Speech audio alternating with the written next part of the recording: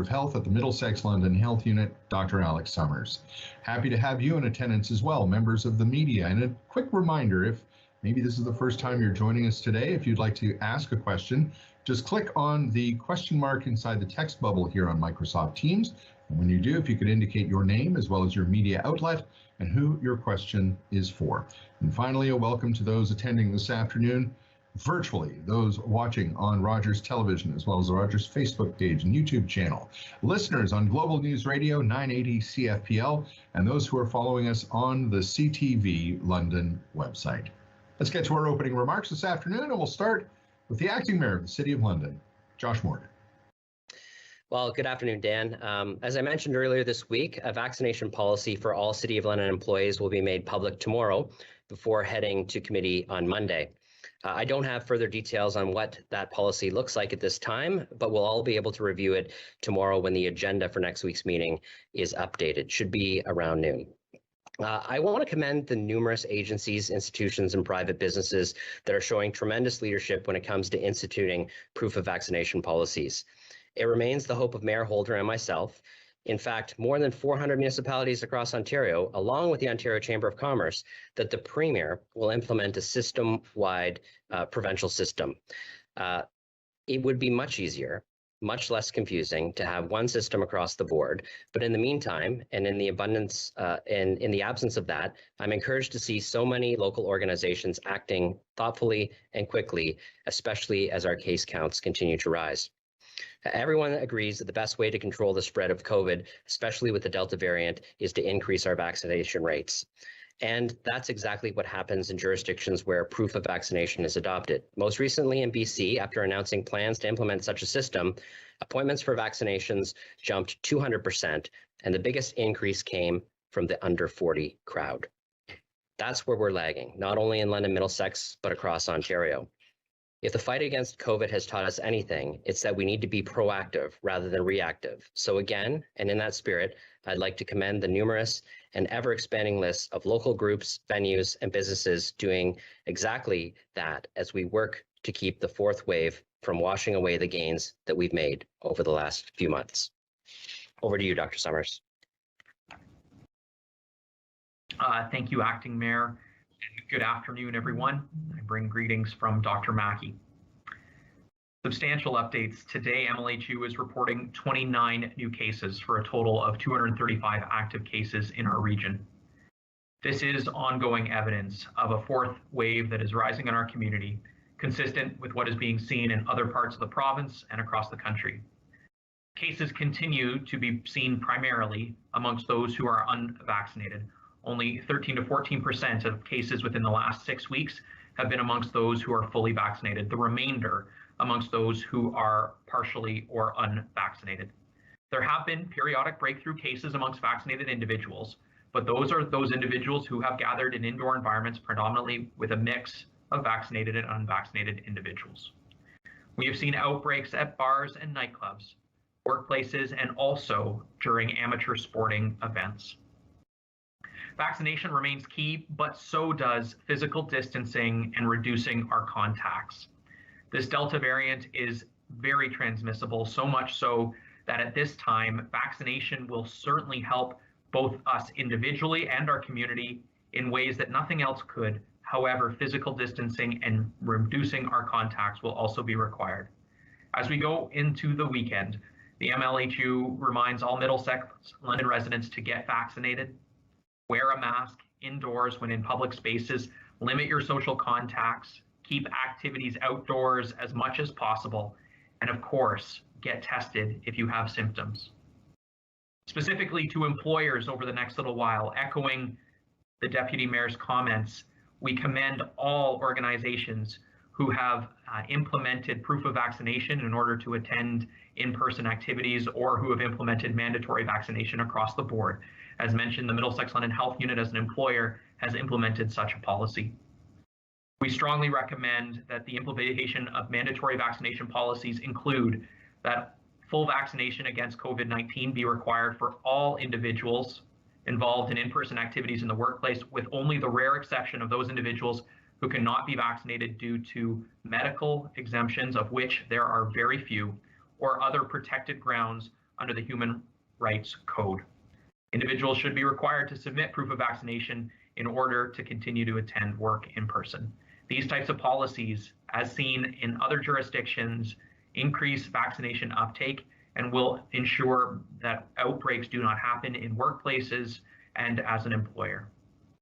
Again, I commend all organizations that have taken on this important work, and we've seen that type of policy work in institutions here in Ontario and in the Middlesex-London region. We also have some additional guidance that we will be releasing to operators of amateur sports leagues. For a year and a half, the COVID-19 pandemic has had a significant impact on sports, and we know that. Unfortunately, over the last few weeks, we have seen rising case counts associated with amateur sports, with transmission happening in dressing rooms, on the bench, etc. When people are in close contact with one another, breathing heavily and unmasked, and if unvaccinated, the risk of transmitting the COVID-19 Delta variant is high. And that, of course, is what we see in amateur sports. Therefore, we're strongly recommending to anybody who's the operator of an amateur sports league that you require vaccination for anyone who's eligible, that you ensure that masks are worn when participants are not in the field of play, and that includes locker rooms, hallways, and common areas, that you screen participants for symptoms before every practice or game, that pre- and post-game activities and gathering activities are minimized. Participants should only arrive immediately before the beginning of the activity and should leave immediately afterwards. But also ask operators to consider strongly reducing or limiting inter-team or inter-league play and focusing on practices and scrimmages. By making our cohorts as small as possible, we will be able to, again, reduce transmission, particularly amongst those that are unvaccinated. We'll be providing additional information to operators over the next few days, but again, we want to flag this early, given the transmission characterization we have seen. I also wanted to briefly provide an update on vaccine passports. There's been substantial conversations regarding mandatory vaccination policies, as we've just talked about, and specifically vaccine passports and what the role of local health units and local jurisdictions might be. The MLHU is strongly supportive, as I mentioned, of mandatory vaccination policies that ensure that all participants in any activity are vaccinated if eligible. We're also supportive of a provincial approach for vaccine certification or a vaccine passport, as this would certainly facilitate mandatory vaccination policies. However, local solutions to vaccine passports are not easily viable and are certainly not the preference. We strongly support a provincial solution to this. Local vaccine passports are not currently under development by the MLHU. And again, we support their implementation, but a patchwork approach will cause struggles for all. We will continue to work with our regional partners. We'll continue to look towards the province, and we'll continue to observe other jurisdictions and the value of vaccine passports and vaccination certification in order to understand the important impact this may have. Thanks again for those questions, and I'm sure more will come in the chat on that. One last update. There will be changes to our vaccination dashboard. Starting tomorrow, you will see changes to our vaccination dashboard specifically. In alignment with Public Health Ontario, MLHU has been calculating vaccine coverage for our population and the different age cohorts within our population using what is called the 2020 population projections. Recently, however, the province has switched to using 2020 population estimates, and the MLHU will be following suit. The numbers from a population projection are slightly different than the numbers from a population estimate. An estimate is a calculation of the size of a population for the present or the past, and it's based off of real demographics that we see. In contrast, projections are based on hypothesis about demographic changes moving forward into the future. So in many ways, a population estimate should be a bit more of an accurate estimate of our current population relative to a population projection. So what does that mean for what you will see on the dashboard? You will see the vaccine coverage numbers change slightly. For example, the overall percent of residents age 12 plus who've received 2 doses will actually drop slightly. This is because the total population size for Middlesex-London is higher when the population estimate is used than when the population projection is used. So although the number of people vaccinated won't have changed, the total population will have changed, and the number therefore will get slightly smaller. For some age cohorts, the changes will be more noticeable. Generally speaking, you will see the vaccine coverage go up for older age cohorts and down for younger age cohorts. Although the numbers will change slightly, the conclusions do not change. We still need to get more people vaccinated, particularly those in those younger age cohorts. So again, you will see those changes tomorrow. The numbers will fluctuate slightly from what they have been, but again, it's not necessarily changing in any way our conclusions from that data or the message that we need to send, which is to roll up your sleeve and continue to take advantage of the opportunities to get vaccinated. Dan, I've provided a lengthy update today, so I'll pass it back to you so we have lots of opportunities for questions. Thank you so much. Thank you very much, Dr. Summers, and thank you, Acting Mayor Morgan. Yeah, a lot of changes, a lot of updates there to digest. And yes, just an emphasis again on the changes to the vaccination reporting tab on the MLHU dashboard tomorrow.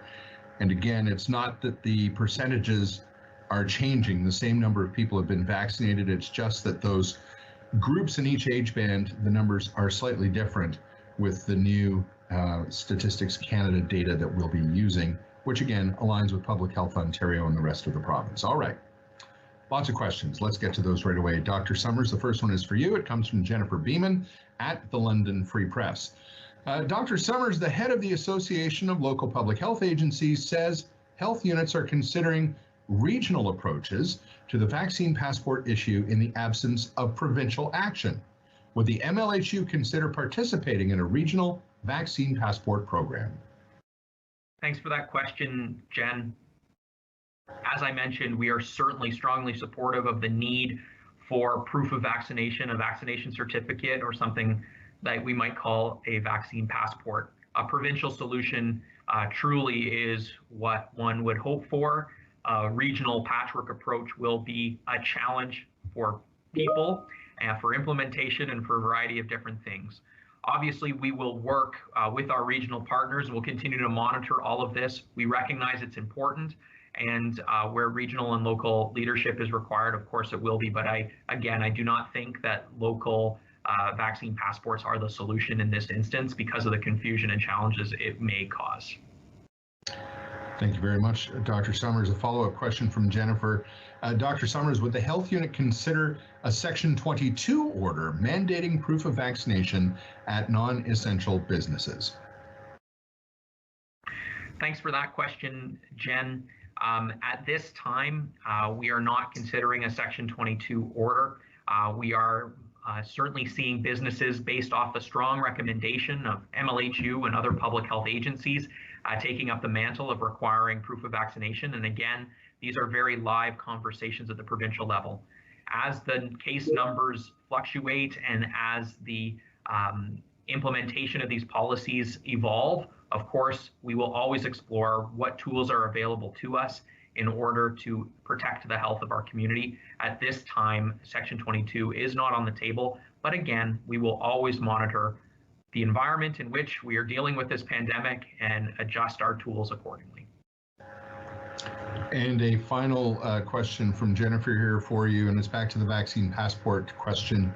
Dr. Summers, do you think we can weather the fourth wave and avoid further public health restrictions without a vaccine passport system? Thanks for that question, Jen. I'm going to recharacterize it into some of my answer. In order for us to weather the fourth wave, we will need every tool under the sun utilized in order to increase vaccine uptake, which I do believe will include a vaccine passport system. And we will likely, because the Delta wave is so infectious and individuals under the age of 12 are not yet eligible to receive the vaccine, we will also need additional physical distancing measures. That's one of the reasons why we are asking, as people go into the weekend, to reduce their contacts where possible, to consider working from home if you're an employer, and again, to try and reduce your contacts. We will need both of these interventions for us to get through the fourth wave as quickly as possible. Thank you very much, Dr. Summers. The next question is one for both you and Acting Mayor Morgan, and it's from Daryl Newcomb at CTV London. Dr. Summers, Acting Mayor Morgan, in his latest letter to City Council, Councillor Michael Van Holst repeatedly states that the need for vaccines has been exaggerated, and he suggests that the implementation of vaccine mandates is coercive. What is your response to these statements being made by an elected official? Dr. Summers, why don't we start with you? Thanks for that question, Daryl. I would begin my answer by reiterating my comments on the absolute importance of vaccination. And we are seeing that in real time in our numbers. Right now, in the last 6 weeks in the Middlesex-London region, less than 14% of the cases have been fully vaccinated. Even more concerning though, 95% of any case that has been hospitalized has been unvaccinated or only partially vaccinated. Getting vaccinated substantially reduces your risk of getting infected and notably of ending up in hospital or dying. And that's a characterization that's been seen across the province and across the world. The impact of this vaccine is remarkable. The estimated reduction in risk of ending up in the ICU because you're fully vaccinated is between 98 and 99%. There will be no single more impactful public health intervention in my lifetime, I do not think, than this COVID-19 vaccine in terms of what it will mean for you as an individual in the risky environment that we're living right now with the Delta variant. The vaccine has undergone rigorous scientific investigation in order to ensure that it's effective and safe. It followed all conventional protocols during its study and rollout, and it continues to be the most monitored and studied single medication that we have on the market right now.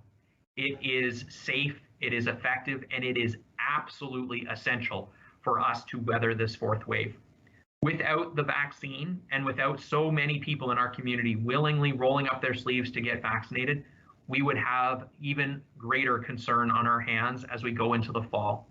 And we are seeing the impact of lower vaccination coverage in certain states in the United States where vaccine coverage has been substantially lower. Mandatory vaccination policies refer to having a vaccine in order to participate in certain activities, and that's really important. Nobody would ever ask or force anybody to get a vaccine, but there are limitations to what you can do if you aren't willing to protect those around you, and I think that's a reasonable course of action. And again, I would just come back to the evidence that these vaccines are safe and effective. Thanks so much, and I'm happy to turn things over to Deputy Mayor.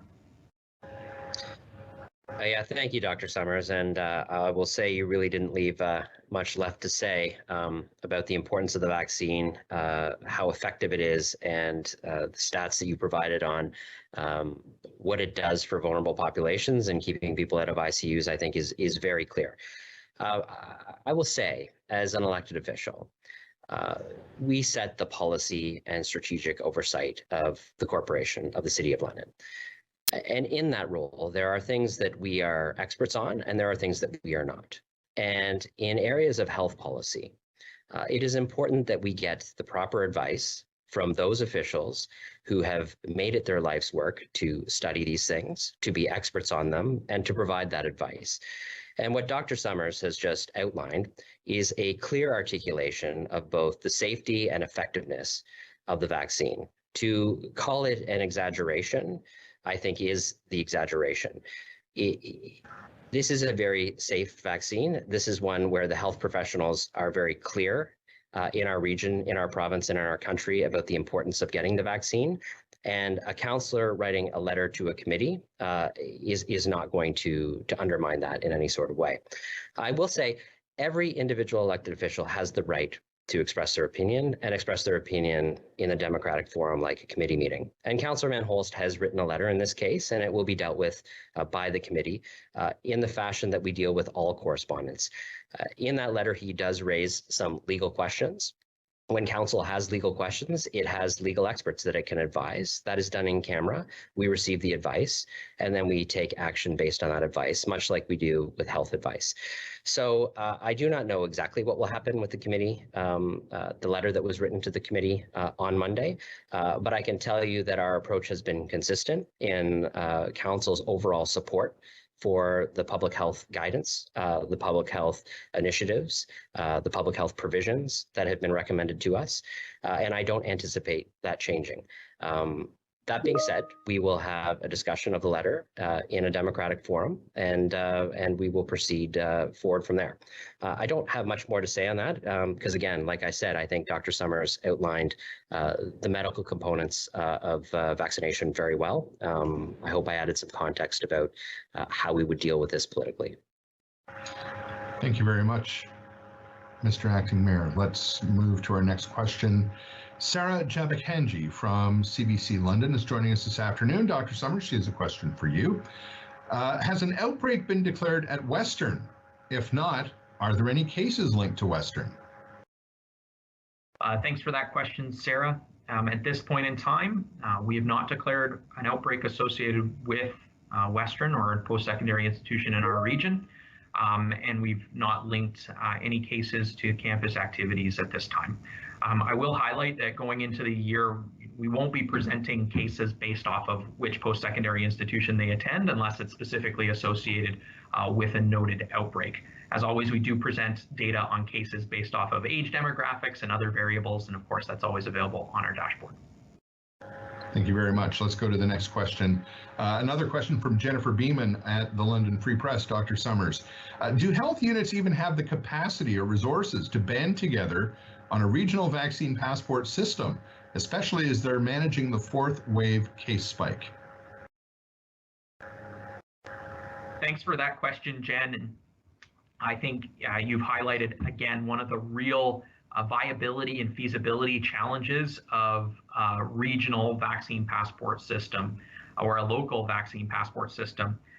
We are working hard and long, as we have been for 20 months, on many things: case and contact management, outbreak management, mobile vaccination, fixed vaccination, not to mention all the other things that a public health unit does. And we continue to strive to do those to the best of our ability, but things have been tight, of course, because of all the work that comes along with a pandemic. It would be a challenge for us to roll out a local vaccine passport system. Thank you very much. I think that may be the last question about vaccine passports. Next question, Jacqueline LaBelle at Global News Radio 980 CFPL. Dr. Summers, what are the latest case counts for the outbreaks at Delilah's and Lost Love? Thanks for that question, Jacqueline. And I wrote those numbers down this morning, and I must admit they're not in front of me now. From my recollection, Delilah's is 27 cases, and Lost Love is at 15 or 16, and I'm going to get that number from Dan. There is one additional case reported today for Lost Love. That brings it to 16. 16. There you go. So no additional cases at Delilah's for a total of 27. One additional at Delilah's at Lost Love, for a total of 16. Thank you very much. Another question from Jacqueline LaBelle. Dr. Summers, the test positivity rate for the region nearly doubled in the last week. Look at the questions we get. This is great. The test positivity rate in the region nearly doubled in the last week. What does this mean for the MLHU? Thanks for that question, Jacqueline. An increase in percent positivity of the tests that are done for COVID-19 in our region is indicative of our other observations that the case counts are rising, Delta is transmitting readily in our population, and the fourth wave is upon us. It is another piece of information that helps us validate that and highlights that we need to address this through vaccination and, as I mentioned, also reducing our contacts and physical distancing, particularly in high-risk environments. And one final question from Jacqueline LaBelle. Dr. Summers, Fanshawe College announced its own vaccine policy today, which includes testing for those who are not fully vaccinated. Do you believe their plan goes far enough? All post-secondary institutions have certainly worked very diligently to ensure that campuses are as safe as they can be. And it's been an evolution. And certainly we've seen vaccine policies evolve as well. As I've stated before, when we look at institutions and employers, we strongly recommend vaccination policies that require full vaccination against COVID-19 in order to attend in-person activities, with only very rare exceptions, and those would be medical exemptions, for which there are hardly any, or protected grounds under the Human Rights Code. So again, those are the policies that I think would be the most effective. There are other policies that will still help, and the province has indicated those minimum criteria for things like hospitals, but we are seeing institutions go beyond those minimum criteria. And again, I think every single step can help for in-person activities. Let's go to right now our final question in the queue, and it'll take us a little bit to get through it. So if you are a member of the media and you have been waiting to ask a question, now would be the time to get that in. And this question comes from Maya Reed at MyFM Radio in Strathroy. And I may have misspoken earlier. This is a question again about vaccine passports. Dr. Summers, Dr. Paul Romeliotis, Medical Officer of Health and CEO of the Eastern Ontario Public Health Unit, is quoted saying that all medical officers of health in Ontario will agree to do a vaccine passport if Premier Ford won't. Is this true in regard to the MLHU? How would this be implemented and work? Thanks for that question, Maya. Further to my comments earlier on this matter, at this time, the preferred approach is certainly a provincial approach to vaccination passports and to vaccine certification. I have concerns with the implementation, feasibility, and viability of local or patchwork vaccination programs. What I believe the Council of Medical Officers of Health of Ontario certainly agree upon is that proof of vaccination through the form of a vaccine passport or vaccine certificate is really important. It's critical. And we are always looking for ways to do what we ought to do to make sure that the public is protected. And this is one of those important tools. But again, there are certainly preference in the highest regard for a provincial solution here.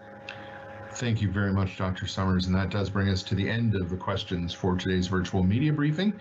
Thank you to you and also to Acting Mayor Josh Morgan for your insights, gentlemen, and for sharing the information this afternoon. And that does it for us for this week's virtual media briefings. We will be back with our next virtual media briefing on Monday the 30th at 2 p.m. Beth Milne will be leading that virtual media briefing, and I know that many folks will be looking forward to joining and to gaining more information about COVID-19 in London and Middlesex County at that time. That takes care of it for us today. Have a great rest of your Thursday afternoon. Have a great weekend, and we'll see you next time. So long for now.